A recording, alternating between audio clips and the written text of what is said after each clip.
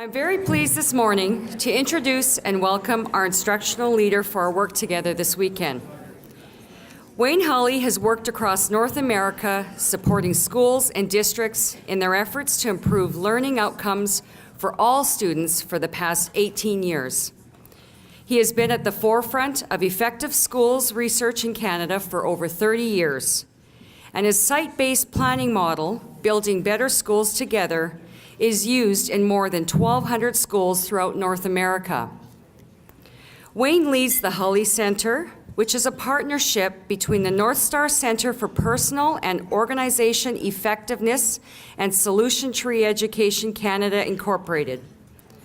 The mission of the Hulley Centre is to support student success, teacher satisfaction, and community collaboration through action-based planning. Wayne's expertise encompasses assessment, effective schools research, and best practices for school improvement. He has worked in the schools and as superintendent of the Peel Board of Education in Toronto. Wayne has also taught motivational theory at the Universities of Toronto, York, and Brock. Assisting in the improvement efforts of nearly every school division in Canada, Wayne has provided skilled guidance on numerous long-term improvement projects, mostly in Alberta. In 2006, he was honored by the Canadian Education Association for his work. Please join me in a warm welcome to our fellow advocate and friend, Wayne Hulley.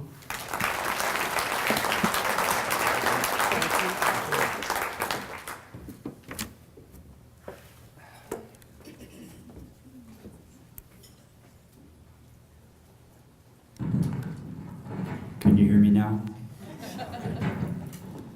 This is almost like coming home.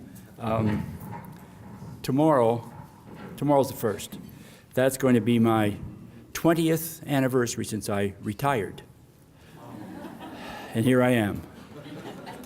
And I sometimes wonder why I get invited back. Because I tell the same damn stories every time I come. And I guess it's because many of you have gray hair like my own. I shouldn't be tinkering this while I'm talking, but I won't right now. I'll just use this microphone, but standing still isn't one of the things I do real well. But I see a lot of you with gray hair, so I understand now. You forget too. Usually in these workshops, and there's not time for this morning, but I usually assign someone to be my memory, because in the middle of a presentation I have a good idea, and I start to talk about my good idea, and I forget about the other good idea that you were expecting an answer to. So put up with me. I'm 74 years old. I'm doing the best I can. And thank you. And to think I've been involved in education for over 50 years. I'm actually working on a book with a friend. His name's Larry Lizotte. And Larry is the father of effective schools research in America. And he and I have been friends for a long time, and we're writing a book called What We've Learned in 100 Years of School Improvement. He's been 52 years, I've been 53 years involved in education, and we figured it out. There really isn't any magic in making schools better places for kids. I think when Sheldon talked about, I think he had his list wrong, but that's just me. He talked about listen, care, and act. I think it's the reverse of the first two. I think care comes first. Because I think when you listen to people and listen to kids, the fact that you care shows, just the way you look at them, the time you take to hear them. And so if I was doing it, I probably would put care and then listen and then act. And I don't think any of us, I think a teacher that's struggling in a classroom knows they're struggling. They just don't know what to do. If they had a better idea, they'd do it. It's not a case of people intentionally, teachers intentionally doing harm to kids. Principals that are struggling in some of your schools, they would prefer to have a good day if they knew how. They just don't know how. And so what we tend to do is get negative and complain about them rather than understand that they need some help. And so my message to you over these next 2 days is simply going to be the fact that I think what Sheldon talked about is the same thing that we should be thinking about in schools. It's about focus. I mean, his words, probably unlike most of you, see, research would say those of you that took notes during Sheldon's talk learned more than those that didn't. Even though you have a great memory, There's a cognition takes place. The minute you take a pen in your hand and write something on a piece of paper, you have taken the thought, made it your own, and you've taken action on it. You'll always learn more when you take notes. In fact, at the end of this little get-together we're going to have right now, I'm giving you a format for note-taking, and you're going to have to take them because this afternoon we're going to begin with you having to deal with your notes with your friends. And it'll be damn embarrassing if you come back with an empty page. Now, for those of you who didn't bring a pen, have a nice day. It's going to be kind of difficult for you. But some of the things, and I don't want to review his whole talk, but there were some things. See, I was blessed because when I knew he was going to be here and that I was going to be working with you, I wanted to at least look like I had spent some time preparing. And so I asked permission of Sheldon, and then from Sheldon through Wayne, to be able to get onto the Respects School site. And I, in fact, went through all of the process, and I'm certified. But there were some things in there. I have 52 years I've been working at this, and there were some things that I didn't even know. For instance, the bystander stuff. You know, I forget the number. It was like 80% or something. When bullying is occurring on the schoolyard, and another kid who's bystanding steps forward, 80% of the time the bullying disappears. What is the greatest resource we have in school? Kids. There's a way more kids than there is anybody else. And for all of us, that should be the prime people that we're trying to develop, to give them the skill. I mean, kids would be reluctant to step into a bully too because they could the next kid being bullied. Well, I understand that. And yet if we can give the kids the skill as to how they step in and what they say and how they get a friend to join in on the intervention, we would give kids skills for life. In marriages, the willingness to step forward and say what's happening here isn't right, we need to do better. We could change people's lives through one simple concept of not being a bystander. I was on a bus in Toronto. I was going downtown, and in Toronto you don't drive unless you absolutely have to. And there was a mentally challenged young guy that got on. He sat up at the front of the bus, and he told the driver where he had to get off. And the driver didn't pay much attention to him, but there were two other kids about 2 rows back that immediately identified him as a target. And they began taunting and doing all kinds of things. And, you know, it was just chewing my gut up, sitting back and seeing this happen. And this little woman stood up and walked up and said, if you're going to continue to do this, I'm going to phone the police. It stopped. I lived with the feeling in my gut for 4 days after that. Why the hell didn't I stand up and do something? Because I knew it was happening. I knew it was wrong. And I'm I'm 74. He wouldn't punch a 74-year-old, I don't think. I had everything going for me. I did nothing. So when I was making my notes this morning, after I ate first things first, the whole notion of bus drivers. Think about them. We've got teachers with 25, 30 kids in front of them having trouble. In fact, we got moms and dads today, they'll take 2 kids to McDonald's for lunch and can't survive. And we've got teachers with 25, 30 kids, and most days it goes pretty darn well. But think about a bus driver. They got 50, 60 kids behind them. And they're driving that yellow monster through roads that shouldn't be driven on. And we've got kids misbehaving. We've got kids bullying each other. And what skill do we give them? I hadn't even thought about that. And how about caretakers, custodians? If I really wanted to get good school evaluations done, I'd have the caretakers do it. They know the best teachers. They see the results in classrooms. They see the notes and the papers that are left around. They hear kids talking in the halls because they're safe. They should be evaluating teachers, not principals, because they would know. And what training do we give them in this kind of stuff? I know we train them in how to do the boilers. We train them how to reset circuits and all that stuff. But have we trained them what to do? There were so many things he talked about this morning that were so simple and yet so powerful. And my hope today and tomorrow as we work together is that you'll begin to discover that a lot of the things that are going to be talked about are pretty simple. See, I've spent my life on school improvement, and I've learned something. School improvement isn't difficult. It just isn't easy. And it's about the same thing. So Sheldon, I want to thank you this morning for an old guide to learn, to live, to love, to learn, and to leave a legacy. Those are the fires that burn within all of us. And as a 74-year-old guy, my biggest worry is my head and my legacy. And so every day when I can learn something, it makes me feel so much better about myself. My dad said, when you stop learning, you're approaching dying. You can't stand still in life. And so that was a great morning for me.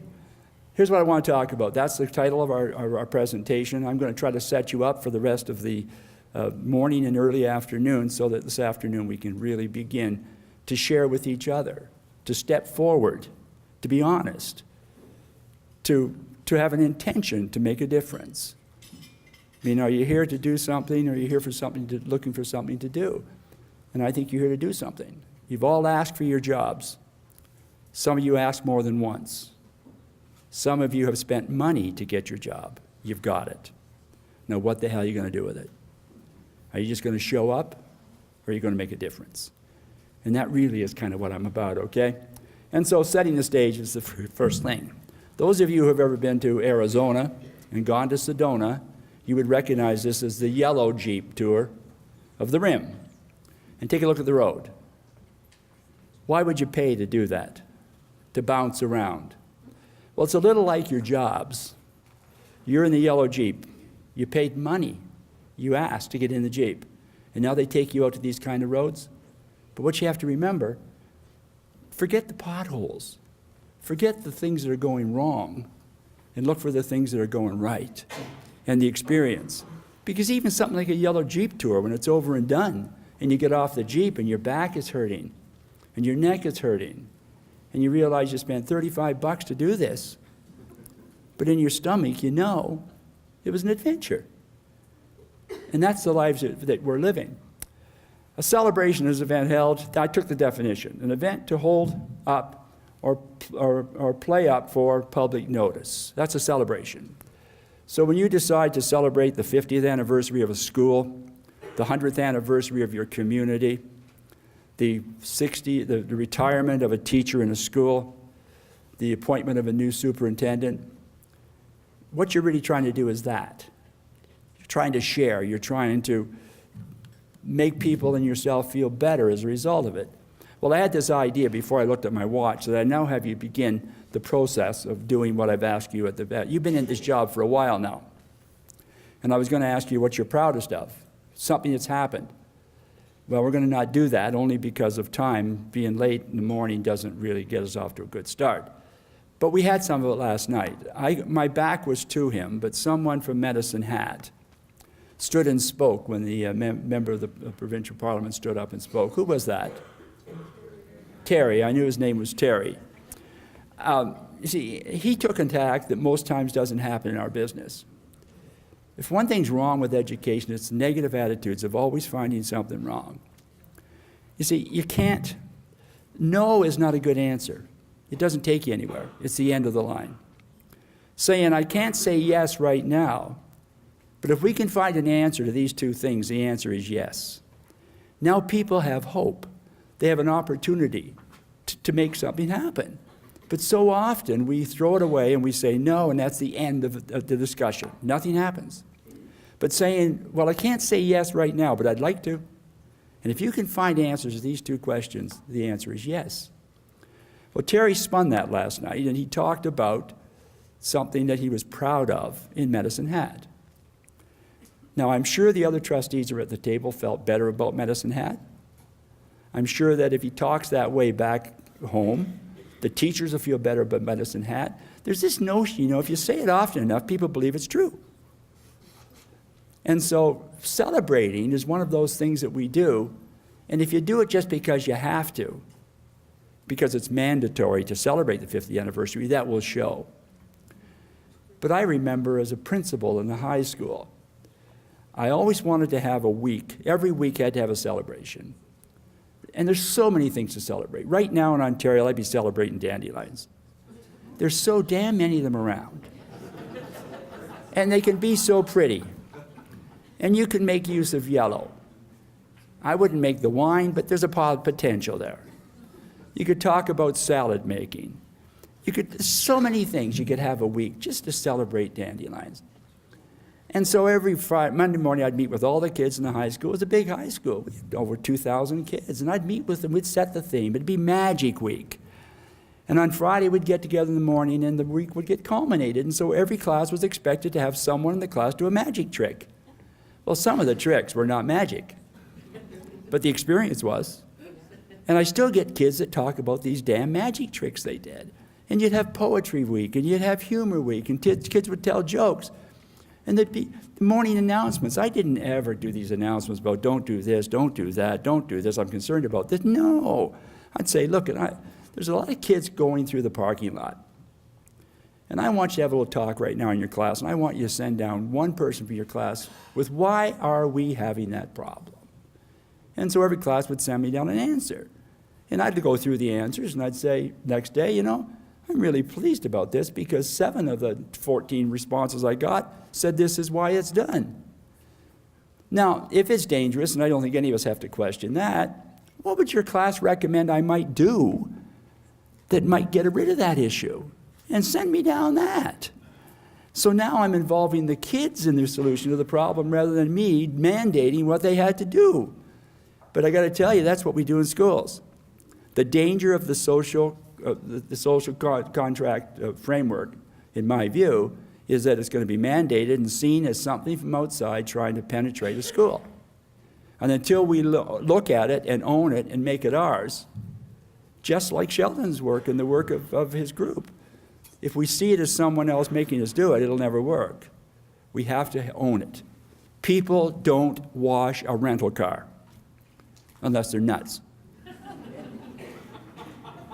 And your son and your daughter probably didn't ever wash your car when they were using it till they got their own. Ownership matters.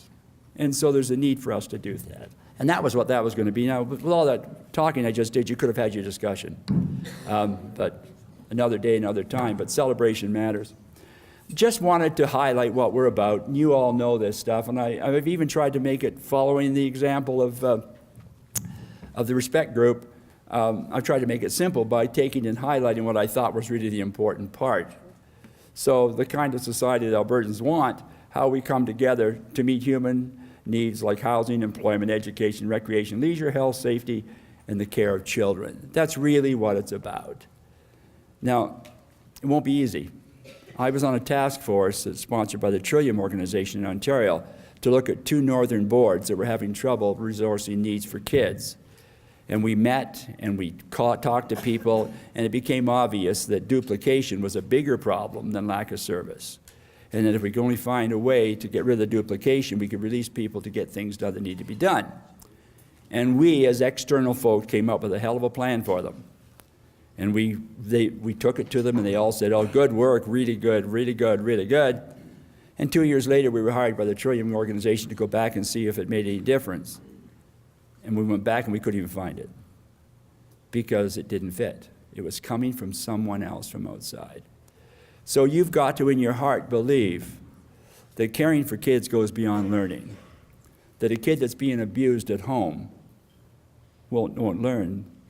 This morning in Red Deer, there's a 3-year-old. They got up this morning, had breakfast together with the family. They went walking with Dad with the dogs. They've come home and they're watching a movie with Mom and Dad about a dog. For lunch, they're going to go out somewhere and have lunch, and they're going to drive down to Grandma's. And tonight, they're going to sit in the side of the bed and read a story. And Mom or Dad's going to help the kids read some of the words. There's going to be a kiss on the forehead, sit on the bed until the child falls asleep. And that kid's going to come to school next year in one of the schools in Red Deer, and the kid's going to already be reading. Somewhere else in Red Deer this morning, there's a child who's 3 who's left alone. Mom had to go out to see if she could borrow money for a friend to buy something for lunch. There isn't a book in the home. There's so much upset in the home that Mom hasn't got time for the kids. She's not a bad person. She doesn't know what to do. She abuses the kid because the kid's crying too much. That's all she knows to do. If she knew better, she would do it. That kid's coming to school next year in the kindergarten in Red Deer, and they're already 2 years behind developmentally. And what's the Red Deer schools going to do with that child? They're going to leave them. They're going to walk away. And every year, the gap between the top and the bottom kids in the schools get bigger and bigger and bigger. And the gap becomes so large that it's impossible to close it. And we blame high schools for dropouts, and the kindergarten teacher knew. And the school knew. And by and large, they've done nothing about it. No, I'm not being mean and awful and rotten to Red Deer. That's the way schools work. And what do we know about hockey? We know that 70% of the NHL hockey players were born in the first 3 months of the year. Why is that? Well, they're older. They're bigger. They're more skilled because they're older. They get the good coaching. They get onto the best teams. And the rest of the kids get left behind. That's the way we work. And we can stand here and we can hear Sheldon talk about his story, and in our gut we can feel that that's an awful thing to have to happen to someone. But many of us will walk out of here and won't make any difference because it hasn't really become part of us. And that's really what these days have to be about. Here's, in your foundational statement, you've already said you care. I mean, look at the highlighted, shaping the future for our communities. You've already said that's what you want to do. So now you have that opportunity. And I hope you'll take it. The framework has 3 things it's supposed to work toward, okay? And those are the 3 pieces. And again, I could read them to you, but I've given them in your handout. The handouts you'll see in your portfolio is in 2 pieces. One, I've given you my presentation, so the stuff I'm doing, you'll get it. And then there's a second piece, which are worksheets, and they're full size. And those are the things you're going to use during the sessions that I'm going to force you, in a sense, to take some notes. And so I'm hoping that you'll take advantage of it. And I want you to remember this, okay? That's what we forget all the time. The fact that a kid can answer a question on an examination does not mean the kid has learned it. What is it we value in schools? Memory. Kids with good memories do well in school, and kids without don't. And I've learned in my old age that a short memory is the secret of happiness. We should be teaching kids to forget, not to remember. And so as you go through these days, and that's why I say this morning when I took notes, I'm learned more than most of you in the room. I didn't apply it, but I could see how I could apply it. And if I was in a position where I could actively involve in a school, I could see all kinds of things. Many of you are involved in the Covey process, the leader in me. Many of you will know, but I spent 7 years, my first 7 years of retirement, as a senior consultant with the Covey organization. I knew Stephen Covey personally. And I worked in over 1,000 schools in that 7 years, teaching 7 habits of highly effective people. But the highly effective people thing doesn't matter until you do it, until you become proactive and understand that what happens to you is very often beyond your control, but your response to it is always yours. In every situation, you have a choice. And what Sheldon was asking to do this morning was to make the right choice, to do what your gut and your heart are telling you is right. Not what's safe, but what's right. And so my hope as you go through this, that you're going to understand that applying it, looking for 1, 2, 3 things that you can take away from here and make a difference. Because that's what we know. This morning you're being lectured to me. About 5% of the things that you'll remember and learn will come from my speech. But if you go back to your board, or if you come back to your tables this afternoon in the plenary, and you try to teach the other people at your table what you've learned, look at what happens to the learning, how much it goes up. See, this is where teachers are missing. Teachers should be making kids teachers. Those of you that went into a school where the teacher understood and got you to become a teacher, that you had to present a unit. I have a 10-year-old granddaughter, Emma. She's in French immersion in Ontario. And the French immersion teacher gets it. She's working on projects, and the kids have to present their projects to the other kids. When you have to present something as opposed to writing it out and giving it in, you can't cheat. You either know it or you don't. And if I asked one of you to get up after I finished my talk this morning and you knew you were going to have to do this, you would be taking notes now because you'd want to be able to reteach what I've told you when you get up here. You would have learned way more than anybody else. And so this afternoon when we're in our plenary, I'm asking you to become a teacher, to think about the things you've heard that Sheldon's talked about, that perhaps I've spoken to, on the breakouts. What is it that you've learned that's impacted you that you want to tell somebody else about? Because you're going to have opportunities. Obviously, my slide was prepared before last night, but you heard that last night. You're also going to hear some more keynotes around lunch and so on. Well, what do you hear?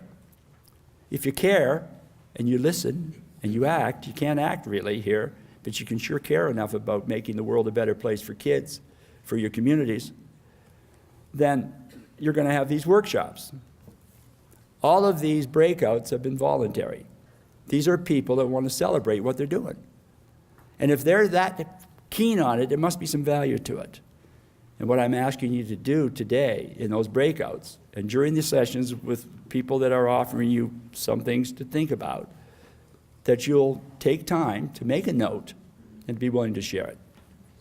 And so in the worksheet section, what you're going to see is that I've put this sheet in there for you. And this is what I'm asking you to use this morning as you move through these sessions and this afternoon. And my hope is that you won't just go as a group, all the people to the same session, that you'll go to separate sections so that you can come back and teach the other people this afternoon what you learned in the session. If you both go to the same one, you're both going to kind of learn the same thing you already probably knew. And so the sheet is in 4 sections, okay? In the first section, I'm asking you to write down what personal views were supported in the presentation. So when Sheldon spoke this morning, what did he say that you said to yourself, right on? Because I don't know who he was, but it was a he, and he was behind me. And 2 or 3 times during the session this morning, I heard him say, yes. Well, I know at home, the minister of my church says, whenever you agree with me, yell amen. Now I know it sounds a little hokey, but it's really neat. He'll be preaching away and everybody goes, amen. Well, he knows he's hit a chord. And I'm not asking you to say amen, but I am asking you to think. What was said in that session that I really agree with? Because you're being affirmed. Sheldon spends his life doing this. Wayne spends his life doing this. And they know stuff. His math no hell, but he tried. We could be better today. We could help him out a lot more. What personal views were challenged in the presentation? Because there may be some things they say that you're going to say, what? And there's nothing wrong with disagreement. In fact, I don't think any of us ever changed because people agreed with us. Change for me, I'll be celebrating my 50th anniversary on the 18th of December, okay? 50 years. And I got to tell you right now, there hasn't a day gone by when my wife and I have totally agreed. She doesn't want me here. It was sad leaving yesterday. She cried. Because I have colon cancer. And I've been through 2 rounds of chemo. And the chemo was killing me. And back in January, they said they wanted to start a 3rd round. And I said, no. Enough is enough. Do you want to live or do you want to have a life? And I want to have a life. And so I've changed. I made a choice. I'm dieting differently. I've lost 35 pounds. I haven't felt better probably in 20 years. We're importing some stuff that I'm taking that makes me sound like I'm a member of the First Nations, but it's helping me. And I'm feeling damn good. And, oh, thank you. Didn't do it for that reason, but thank you so much. And so I had to challenge it. The doctor wasn't real happy when I said, I don't want to be treated anymore. She looked at me like, what? Because she was selling me chemo. She wasn't selling me a life. She was selling me 1 more year, maybe 6 months. But was it living when the skin's coming off your body, when you got sores all down your throat, you can't eat, when you can't sleep, when your hair's dropping out, when you're losing your memory? Is that living? Not for me. And so you've got to always understand that. What new learning did you have during the presentation? What was said? With me, it was the bystander thing. I never understood that. That was a huge thing for me. And I took it to heart. Last summer, I have a summer cottage up in Alberta. And there were two young men on the street, and the one guy was really angry with the other fellow. I don't know what it was about. And he picked up a garbage can to hit him. He was a pretty big guy. And I stepped forward, my wife said, "What the hell are you doing?" I said, "Well, Sheldon told me to." And I stepped forward and I said, "If you hit him with the can, what's that going to result in? What good will come from hitting him with this can?" And he put the can down. It's amazing. No, I'm not sure what happened the next day, but I felt a lot better than I did on the bus the other day because I stood forward. And finally, what element present would you like to think about more? You know, maybe it's something that was said that you're not quite sure about it, but the big question is that. That's the big question. How did the presentation relate to current issues in your board? Because if you can make a hook on that one, because tomorrow, when we're doing kind of the wrap-up thing, I'm going to be asking you to look for something that took place in all this discussion and how, in fact, you might be able to do something, because until you do something, you haven't learned it. And so that's the sheet I'm asking you to do, okay? So when you go back and do all that, then next time we're together, we're going to have the opportunity to do this, to put it together and to have some learning. And maybe, just maybe, we make the world a little better place. I've always had this notion, SOS, save one student. And if every teacher in every classroom on Monday morning would pick a kid and say, "This kid I'm going to save." And if every principal in every school would only think SOS, save one staff. Because every school has a teacher that would like to be better. And if every assistant superintendent and superintendent in your system would only say SOS, save one school. Because there's a school in every division that could be better. We would change the world one kid, one teacher, one school at a time. And that's really what it's all about.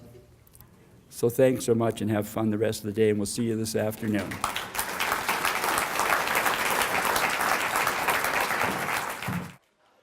Well, I hope you had some fun, and I hope you learned something in those sessions that you attended. I've got to be honest with you, while you were attending the sessions, I was taking it easy and working on a book that the 100 years I've learned about school improvement. But I also tuned into the end of the ball game with the Blue Jays. And it's amazing how things fall into place when you have a mindset. And at the end of the ball game, there was a show on that I just was too lazy to get up and change the channel. And it was called Home and Really Far Away. It was amazing. And it fits so much into what you and I were talking about and what I hope people have been talking about in the breakout sessions. That people matter and that what people do matters. And it's a story of a young teacher from northern Ontario, a little town called Greenwood, which is up near Geraldton. And he always wanted to see the north. And he wanted to do it before he was married. He had kind of a plan for his life. And I would guess he'd probably be early 30s. And he was a phys ed teacher in the school, and he applied to Nunavut to go up there to teach so he could see the north. He ended up in a little town called Wolf Cove with 300 people. And they had a lot of trouble in Wolf Cove because of 300 people and they had about a 40% unemployment rate. Drug use and abuse was rampant. And he arrived as a teacher in the school. And he decided the kids needed something, and what they loved was hockey. And so he began a hockey program, which they had never had before in the school, and he began to work Saturdays, Sundays, nights, anytime, to work with these kids. And then he decided these kids had no vision of a future. Their vision of the future was basically that of their parents, and it wasn't the vision he necessarily wanted them to have. So he decided he would arrange a hockey tournament in his old hometown of Greenwood, and he would find a way to get the kids there. The problem was he needed $100,000 to do it. And that wasn't going to come from the band council. So he began a process of contacting different people, different media. He got on breakfast television and in an hour raised $20,000. And he worked with Air Canada to get free flights, and he worked with the CNR to get train tickets. And one thing led to another. He ended up taking 30 boys, 2,000 kilometers. None of the kids had ever been out of their village. And they went to play hockey. And they played in five games. First 4 games they lost by huge amounts. In the last game, they were trailing 7-1 in the last period. And they came back, tied it up, went overtime, and won it. Well, you talk about inspiration. One guy could have changed the lives of 30 kids. And that's really what we're talking about. We sit up around waiting for someone else to do it instead of doing it ourselves. And so when you were out there today hearing these stories that people had to tell, some of the things they were trying, some things they thought you needed to understand, those were stories told that you needed to listen to and ask the question, is there a way that could help me be better than I am? See, I'm with you today because I care about my legacy. I want it to live after I'm gone. I want people to tell their kids something that I said that might just live even beyond that generation. I want my granddaughter to remember. And it doesn't happen by simply showing up. It happens because of what you do. So as you were out there looking at these things this morning and this afternoon, my hope was that you were listening with an intention. That you were listening with the intention of how could you learn something new that would make you better at what you do, be it at home or at school or wherever it is you work. And so this afternoon we're going to have a discussion. It's going to be around your table for the first part, and then I'm going to set us up for tomorrow. And so I have a process I'd like you to do for me. And number one, the reflection record was those sheets that I asked you, with the 4 quadrants and the piece in the middle. So what I'd like you to do is to use that sheet. So each group member should have a chance to share their notes. And I'm not talking about a half-hour speech. I'm talking about some of the highlights out of the 4 quadrants. And is there anything that occurred that you think might be worth considering at your board level? And so that's the first part, okay? And so you can add comments, group questions, but don't get hung up on everybody having to have 15 minutes for their speech. It's really a highlight. Then what are you going to do? Well, I need the group to think of all the stuff that's occurred and ask the question, is there something in this that we could come to agreement? It's worth spending half an hour to look more deeply at the issue to see if it's something we might want to do. And so I've chosen the SWOT process. Many of you know the process, but I wanted to give you a tool. That was one of the key pieces I thought this morning that was mentioned by Sheldon, that they're trying to give people tools to deal with things. It's actually kind of what happened in some of these sessions around here. The very first one over here, which was talking about calm, that's a tool. How can we get kids to look more closely and broadly at their future? Because when you're young, that's not something you naturally do. You want to be a hockey player. I always wanted to be a bus driver. I can remember turning my wagon on its side and using the back wheel, and I could drive that damn bus by the hour. And then when I get around round tables like these, I always want to grab it and start turning the table. I mean, it still runs with me, okay? And so kids hook onto ideas, and they don't understand the options for 15 minutes a day or 15 minutes with a guidance counselor to go online and begin to ask some questions and get some answers and even get some rewards. I mean, there's a resource that's available to every teacher free that could open the eyes of kids and increase their choice. It's sitting right there. But as you work around the room, it's the same everywhere you look. There's something there that whole thing about recycling. When they tell kids what you can do with cans, what you can do with plastic, that's interesting to kids. They never thought about why the hell they're throwing those cans in the thing anyway. And if they give a speech and the next day there's more cans in the box than there were the day before, and somebody makes a fuss about that, and the principal stands up and said, God, we got 112 cans, and tomorrow we're going for 114. It would change everything. And most people don't think like that. So we can walk around careers over there. The whole notion of trades. If you've had a plumber lately, then you've taken a new mortgage. And so here we go. I mean, so you could walk around this room, and there's stuff here that's free that we could use in a heartbeat in a classroom. But we miss it because we're so damn busy trying to get results from what we're already doing. And some of the things you're trying to do are stupid. You got teachers right now that have the same kids failing the exam that failed the exam in September. What in hell have they done in the last 7 or 8 months? Nothing. If they are not improving the results in their class, shame on them. That's malpractice. A doctor could get sued for that. And we've got teachers in classrooms that are allowing that to happen. And we've got principals letting it happen. If it ain't work, Dr. Phil has it right. If it ain't working, why in hell are you doing it? Or his big question, is this working for you? And so that's what we're coming to, okay? Now what is a SWOT? Because that's what I'm asking you to do. Well, a SWOT is really looking at strengths, opportunities, weaknesses, and threats. And of course, it runs the other way. That's what it stands for. Well, when we're looking at strengths and weaknesses, we're looking internally.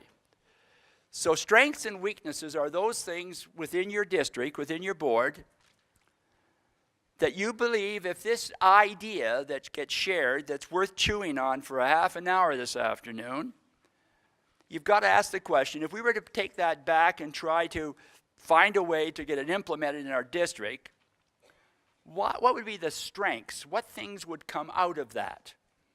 It may be one hell of an idea. I mean, I'd love to run a marathon. But look at me. That ain't going to happen. And so there's no sense of me starting to train tomorrow morning to run a marathon. Maybe walk to the hydrant and back. But that's it. And so that's the internal look. And then there's the external look. And those are the stakeholders that care about what you do in schools. One of the things you have in your province that I love that we don't have in Ontario, Ontario we have parent councils. Here you have school councils. And there are a whole lot of people beyond parents that care about schools. And you've got it right. School council needs people that are not. They need kids to be on that council. They need merchants to be on that council. They need people that have a passion for schools and making them better. And it's not just parents. So you've got external. You've got the media looking at you. You've got the community looking at you. And so that's the external stuff, and that's where the opportunities come. If you believe your community would really love to have this in the school, that's an opportunity. But if you believe that the threats would be, what in hell are they doing at Fort Fumble now? Then it'd be dumb to go into it. And so it's weighing these things out. So the strengths are the things that align with your purpose. Now I'm assuming you have a purpose. I think you have I forget what you call it in your organization. It's not a mission. You have a different word for it. But I like purpose. I don't like mission. Because I go into schools, I say to the principal, you got a mission? Principal says, yeah. I say, could I see it? And they usually go to the door, open the door, and say to the secretary, can you find the mission? This is called fishing for a mission. And the secretary says, the what? I remember 2-3 years ago we had a day on it, and Bill did it in calligraphy. He said, it used to be in the staff room. Oh, that damn thing. I haven't seen it for a while. I said, see if you can find it. He wants to see it. And they bring it in, and I read it. And it says something like, our mission is to encourage, support, and nurture. None of those words means you'll do anything. The growth of each child. So they will self-actualize, make a difference for themselves and society, and in the process become a lifelong learner. What in hell is that? Nobody can remember it. Nobody cares about it. But when you go to American Express and it says the world on time, and they write a book about the stories that American Express drivers, Amex drivers have gone to, not American Express, FedEx, have gone to make the purpose. And it's the one where the guy in Frozen in Toronto, the door was frozen on the where he was supposed to get the stuff out. He couldn't get out, so he went to Canadian Tire store, got some tools, undid the base, and put the whole damn thing in the truck to take it back to the office to thaw it so you get the door open. That's getting to the world on time. But if I go to a school that says every kid, every day, a success, that's a purpose. And everybody knows it. So I'm telling you right now, don't go off to the mountains to write a mission statement and then bring it back and share it with the district and expect they're going to love it. They're going to say, what bloody cloud did this drop out of? Because they don't own it. And so you've got to look at things that would improve our performance, things we would like to do. And if you can add those strengths, wonderful. But then you have to ask the opportunity questions, things that would enhance our organization. You know, things that would help us grow, things that those we serve would like. Those are good answers, but you got to balance them off against things we do that don't align, things that we're not equipped to deliver, things that we don't want to do. And then some of the threats, things that could prevent us from supporting a change, things that could conflict with other organizations, things that might have a negative impact. Now, what does it really look like? Well, it looks like this. This is the Disney Corporation. They were looking at coming to, you see at the top, should Disney try to develop a profile on the internet? In other words, should Disney elevate their presence on the internet? So they looked at it, and they did a SWOT. And it's maybe a little hard to read from where you're at, but they saw the strengths as, you know, because they have a strong brand reputation, people would tend to go there. It would be something that would come to, and so you can read that over. But you see, that in itself doesn't do it. What does it is when you get to, I've left one out. There's another slide. That was in the set when I started. Oh, I know. I changed it. I moved to a different location. What you have to do, and we'll be doing this tomorrow. This is part of pulling the threads together, and that's why I didn't put it in here. Tomorrow, I'm going to get you to put a scale to that, 1 to 5. You have to evaluate each of those from a 1 to 5 scale, and you basically add the numbers up. And the numbers will tell you whether this is an idea we should be undertaking or not. If you're getting a whole big lot of numbers over here in the weaknesses and the threats, it probably isn't a good idea to go after it. But most organizations don't do this. Somebody puts out an idea, they say, oh, I like that. And you start to do it, and you don't even ask the question, is it worth doing? And so what I'd like you to do then is I've given you these sheets in the work area, and what I'd like you to do is to let each person, remember how I asked for the discussion, that each person's going to share the notes on what they took, highlight those, and in the listening, see if you can find one thing that many people sort of touched on, or that touched on you, and then come to a decision. There's one, let's take this one, and let's apply a SWOT against it to see if there's value. Would it be something that we would want to consider to take back? Now, we don't have time today to plan it, but tomorrow morning, I'm going to give you a little more time, because I would like you to go back to your districts as a result of this time together and do something. I don't want this to just be a waste of time. This is expensive. You pay membership to this. You're paying a price with your families. You could be doing other things today. You're missing a soccer game. You're missing a birthday party maybe. So I don't want you to go back and act like this didn't happen. I want you to go back with some intention to make a difference. And this process has that potential to do it. So we've got to get somebody to lead the group. So ordinarily it would be the chair that would come up with this responsibility, or it would probably be a superintendent or assistant superintendent if you have that kind of person with you. But I'd rather do it a different way. And here's how, and I want you to work as a district group. If you're a lone wolf here, just join another district, and then you can say anything you want because you're not part of them. But what I'd like you to do is to find the person in the group that has the most experience as a trustee, and they're very tired. They've been damn working hard, those people. So I want that person to pick the leader, the person they think this would be a hell of an opportunity for Mary. And so whoever they choose, they don't have a big job to do. They just started out by saying, well, let me share my notes. And they go around and they say, is there one here that you'd like to chew on for a half an hour? And then let them do that, okay? And I think we're supposed to be finished this in half an hour. So you have a half an hour, and that's not much time. But we will continue it tomorrow morning. So if you can get at least to something that's worth thinking about, then we'll be on a roll. So find the most experienced, let them pick the leader, and have a go. And if you need me, I'll be awfully busy, but I'll try to work you in, okay? Tomorrow morning we have the address, first thing, and then I'm going to kind of pull the threads together, which means trying to get something to happen as a result of our time together. And then the last bit is going to be just me kind of talking to you about some things you might want to think about on a personal level. And so I'm hoping it's going to be a good morning. The big question I want you to think about is that question. What are the implications of the social policy on your school board?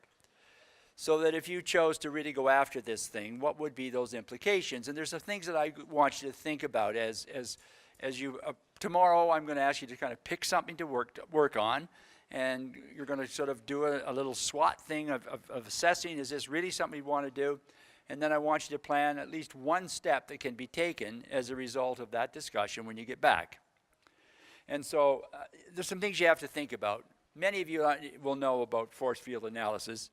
It's just the idea that Kurt Lewin had that your system is presently in place. And it's in place because those that would like to push it somewhere else are being impacted by people that are pushing in a different direction. So it is what it is. And what we try to do so often in education is we try to force change. In other words, we add to the left side of the picture. We add a new driving force. We put a task force together. We take a central office person and make them coordinator of the new project. We bring a principal into the office who's going to drive the new project. In the budget, you create a line to drive the project. And the belief is if you push hard enough, you'll get what you want. Well, Kurt Lewin says not so fast. Because when you begin to push to make a movement, the people that are restraining or resisting, they don't go away. What they do is they curl up a little bit so it looks like you're making some distance. But the problem is in education with budgets and all of the things you have to worry about, some of the money that you're using to support that driver, the next time that there's a new plan goes in or the government has a new idea, some of that money has to go to the new idea. And when it disappears, those people that were restrained, they not only push back, they kind of like a spring, they uncurl, and sometimes they push it back further than it was before.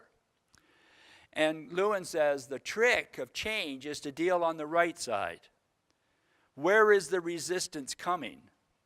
And what would it take to lessen the resistance? And if you can turn a champion or two from the right side, the change will occur by itself. But pushing change has just never worked in business. I know you can fire people, you can do all kinds of things that's difficult for doing education. But business has come to the notion that unless you can get the people to agree to do it, it's not going to happen. In my planning process, there's a thing called the Hulley Center, and it's located in Bloomington, Indiana, at the University of Indiana. And I have 4 associates across our country who are working in school districts on planning. And some folks that have really come to that planning process are First Nations. I have a contract in First Nations Quebec and First Nations Manitoba, because it's based on the notion of almost a clan, almost a tribe, that if you can't get people to make an agreement on what they want to do, chances are they won't do it. And the old days of command, control, and comply are gone. It's about cooperate. It's about coordinate. It's about collaborate. And people have come to expect that that's what's going to happen. And the days of forcing change, you're on your own hook when you try it. It just isn't going to work. And so tomorrow, as we work ourselves through this, I want you to keep Kurt Lewin stuff in focus. And this is the slide I told you about before. This is an actual organization that was looking at applying educational gaming in the classroom. In other words, they were going to use games driven by technology in classrooms. And so they applied Kurt Lewin's force field analysis to it. And they said, what are the forces driving that? Why would we want to do that? And then on a 5-point scale, they said, well, families, they know the kids like games. If we could prove that the games can lead to learning, we think we'd get pretty good support from the family. So they gave it a 4. And they went down and looked at after they identified why it might be a good idea to do. They just evaluated. And then they came over to the restraining side. Number 1 was the board office attitude. They didn't decide it, so therefore it ain't going to be that good. And so they gave that a 3. And so they then just simply added up. Now you got to be sure you get the same number on each side, by the way. That's the only fair way to do it. So what happens now? Well, you can see the cost of trying to push the change, of driving it, would be 32, and the restraining force is 29. So Lewin would recommend now that we go and look at the forces. The one that he seems to be the biggest, there's a couple of them, but technology available at schools. And ask the question, could we overcome that? Could we begin to move it from a 5 to a 3 to a 2? Could we redirect our budget? Is there a way to get technology that will allow, because if you can't get it, and it's all about gaming, it's not going to happen. And so now you begin to have a focus for the plan, as opposed to a good idea, bad idea. You've now actually got numbers that you can watch them change. Now, I know some of you will say, God, the world doesn't work like this. Well, did you see Moneyball, the movie about the Oakland Athletics? If you haven't seen it, you should look at it, because Oakland, again, this year, they're the top team in the West. They have the second lowest budget in Major League Baseball. Every year they compete for the championship with the lowest budget. And it's because they use information, data, to drive who they hire. They know they can't afford the big names, so they have to find other ways of doing it. And so in your school's district, you have a budget. You spend that budget. And I know many of it is tied to people and contracts. You don't have much left, but you have some left. And how you're going to direct it becomes the question. So that's another thing we think about tomorrow. You need to think about the pressures that you're already facing. I mean, you've got ratepayers that care. You've got interest groups that are working at you. You've got other board members. You don't all agree, do you? I mean, you smile at each other. But once in a while, you know, on the way home in the car, the way you're talking about your friends is the real way you feel about them. And so you've got that. You've got the government that's at you all the time. You've got senior administration. You know those guys and gals, they're in the room. And they've got their ideas. And then you've got parent councils, or in your case, that's the Ontario language, you've got school councils. They want to be heard. You got employee groups. God help us, they're after you. You got the media. I mean, you could add bubbles. But you live a difficult life. You got a lot of people watching you. At home, you got your spouse. That's it. And that's tough. But now you go and sit around that table and all that stuff that's going on, and you don't know half of it. You don't know the phone calls that have been made. And so whenever you're going to introduce something new, have a good idea, because I can tell you right now, if you were to go after the stuff that Dr. Chris was talking about, you decided to really go after this gender issue in your school, you're going to be so divided on that. It's going to be something that could tear you apart, even though it's a great idea. And so when you look at this, there's a whole lot of people on there that if you're introducing that, it's going to be difficult. But now the question is, if you really want to do it, and you really think it's going to make a difference, how are you going to do it? Well, you got to understand the difference between principles and values, okay? This is coming back to the work I did with Stephen Covey. Principles are universal laws. They're things that instinctively we know to be true. And when you violate a principle, you can't. Principles always act. You can choose your values, but you cannot choose principles. So honesty is a principle. People choose to be honest or dishonest, and that's their values. And what we know is when someone chooses to be dishonest, they're in violation of a principle. They will pay a price. It may not be today, but it's going to come. So caring is a principle. And instinctively we know that to be true. And yet there are people that are not caring, and they're in violation of a principle because of the values they hold. There's a price to be paid. All of you have in your heart the best teacher you ever had. And as I say that, you know who they are. What made that person the person that's in your heart? But you could also name a teacher that you had that didn't care. They insulted kids in your class. They said things that were inappropriate. You know who they were too. And how do you feel about them? What's their legacy? And so those of you that, I grew up on a dairy farm. My dad and I, on a good day, would milk 40 Holsteins before I went to work. We had a surge milker that never worked. So we'd hand pull, and I'd go to school stinking.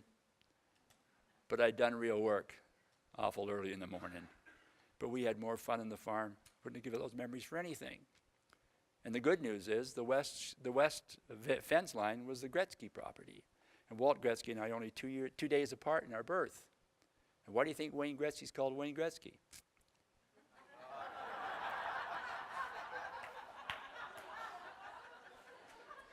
So those of you that are farmers, know a farmer, would like to be a farmer, what you understand is that there is a law of the harvest.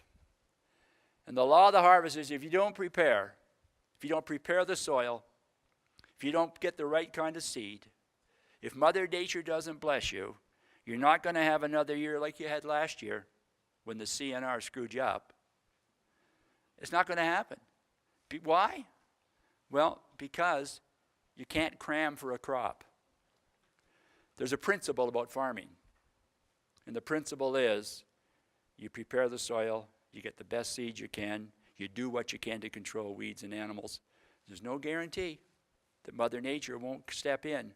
But you do know if you don't follow those principles, there is no harvest. Good farmers live on principles. And so you need to understand tomorrow in your discussion that you've got to focus your discussion on principles.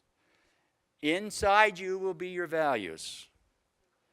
And sometimes your values are not aligned to principles. And fairness, which is a principle, when you really look at what you value, you're not fair. You're living your values through your behaviors, and sometimes they're not aligned. And you will pay a price for that choice. And so we're going to talk about that tomorrow. You need to understand that if you're going to undertake something at back home, and this isn't just with your work, this is with your families. Those of you that violate principles with your kids and with your spouse. I did a workshop not very long ago, and I had a fellow come up at the end of the afternoon about a time like this and said, Wayne, I love what you were talking about. But he said, it's not going to work for me. I said, why? He said, well, I'm going to get back to my room. I have to phone my wife to tell her what I did and who I sat with and what I'm going to do tonight. She doesn't trust me. And I said, well, why doesn't she trust you? He says, well, I guess I met her when I was at a conference married to someone else. That kind of do it, you know. And so trust doesn't come easily because you have thoughts. And those thoughts are yours. Nobody else thinks like you because nobody else has had your life. You haven't had my life, I haven't had yours. And those thoughts then lead to your actions, what you say and what you do. And people watch you. See, nobody cares about your intention but you. It doesn't help to say, I didn't intend to hurt you. You hurt them. And your intention doesn't matter to anybody but you. And so every word, everything you do, talks to people about who you are. And if you're aligned in that, then what happens? Your level of trustworthiness goes up. Then you can say to someone, trust me, and they say, absolutely, because you are worthy of my trust. But if you're not worthy of someone's trust, they're not going to give you trust. You're not entitled to trust. All you're entitled to is to die. Everything else is a choice. Well, even then you got some choices, but don't take them, okay? And people don't seem to understand that. But that's the reality of our lives. But when your level of trustworthy is high, then look what happens. People trust you. And when people trust you, they will follow you to the edge. When kids trust teachers, they love them. Why? Because the teacher has good thoughts followed by good actions, and they do it day after day after day. And so you have to think about that. Whoops, sorry. And so tomorrow, when we begin to look at this stuff and pull the threads together, in other words, try to make give ourselves some direction as to where we might want to go within your district. And not a promise. It's not a planning session. It was never intended. There are trustees that aren't here. They haven't heard the message. And the last thing you want to do is go back and preach the message. You have to find a way to get at it. But my hope tomorrow is there'll be a little passion around a few things, and it might really be something that could change the district and make a difference for kids, and that's really what we'd like to do. You see, they'll remember, it's not what you take when you leave that matters, it's what you leave when you go. And one way or another, all of you will leave your job. And the question that should be asked is, what difference did you make? And showing up won't do it. Arlene, I think, has a few things to finish off the afternoon.